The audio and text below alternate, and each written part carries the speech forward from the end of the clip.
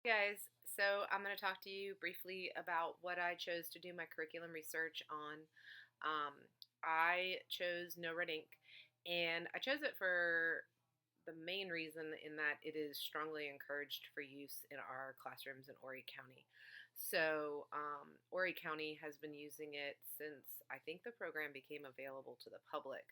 I remember when I was first introduced to them, it was during a staff development in August, and the founder, Jeff Shire, was actually in the training with us. He was conducting the training, and all of the trainers that followed him and did the concurrent sessions and then actually came back the following year were still directly involved in the program. If we had a question, he would immediately call the people in California and ask them about it. As time has moved forward, I think those people now stay stationary more and they kind of outsource that travel to other people. Not really a reflection on the curriculum because I think that demonstrates that it's successfully being used, or at least it's being purchased by schools. But it has taken away a little bit of the, um, I don't know, the personal element of the program that I think was unique to Horry County's relationship with Jeff Shire and the founders of No Red Ink. But it is interesting that No Red Ink, it is a program designed to help students with their grammar and writing skills. Jeff was a English teacher, so he developed the program at first to use with his own students, and then it became something other people wanted to start using, and then obviously became where it is now, or went to where it is now. But in evaluating the curriculum, most of the pieces work really well according to our studies. There are very clear instructional goals. Each unit has many lessons within it. The standards are aligned to each state. Um, and you, as the teacher, are in charge of selecting the instructional goal you want to focus on.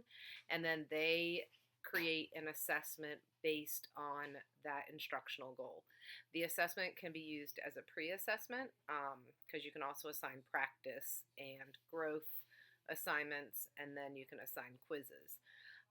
It's kind of difficult if you've never seen it to explain the way it works, but it has a lot of different levels to the curriculum, which works really well for individualizing the information.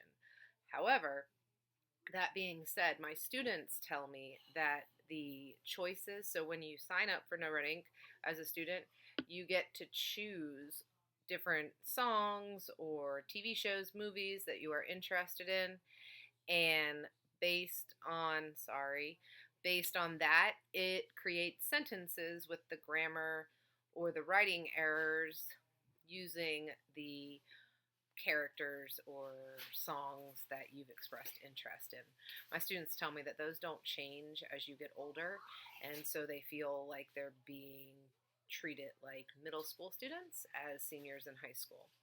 Another part of this curriculum that is something that isn't necessarily a problem with the curriculum, but it's an important piece with the implementation of the curriculum. And that is that it cannot just be standalone. As a teacher, it's not a curriculum that you cannot, that you can just use and not supplement other information with. So the instructional materials, they're there, but in my personal experience, um, I think that those instructional materials are kind of meant to be used in a blended learning kind of way or in an assessment of what students know as a pre instructional tool or to look at growth. But I don't believe that you can just assign the practice units and then the assessments and not have some sort of individual practice or lesson um, as the teacher. So in this case, although I guess it could be used by itself, I think it is, not a standalone curriculum. I think you have to have your own information to add to it to make it work for students. The other issue is that If you are using this, and especially right now as we are remote learning, a student gets caught up in practice. So what will happen is I'll say, like right now we're working on coordinating conjunctions. So I'm going to assign practice. Kids see a quiz grade and they freak out. Well, the practice won't let them move forward until they've, I think, completed 10 tasks successfully. And if they make a tiny error, it might give them like a hint, but there's no voice instruction. There's no additional information really other than an explanation of what you're trying to accomplish, an example. Um, so I think that an instructional video for your um, kids who learn like audio visually would be beneficial. It's pretty much the only main problem I found in the curriculum is that you kind of need to make sure that you have interventions and that you are monitoring the progress of your students in NoRedInk regularly instead of just looking at the grades. Like it'll tell you like John Smith is stuck. So instead of just seeing that John Smith is stuck, you need to go and figure out why John Smith is stuck. What type of intervention will help him learn the information?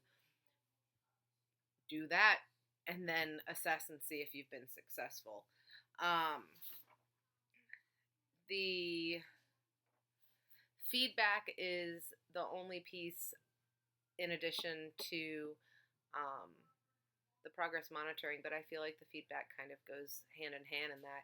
And that's just that you have to be in communication with your students. Just getting a score on a NoRedInk quiz as a 72 and not explaining why it was a 72 isn't really going to build your students to master those skills.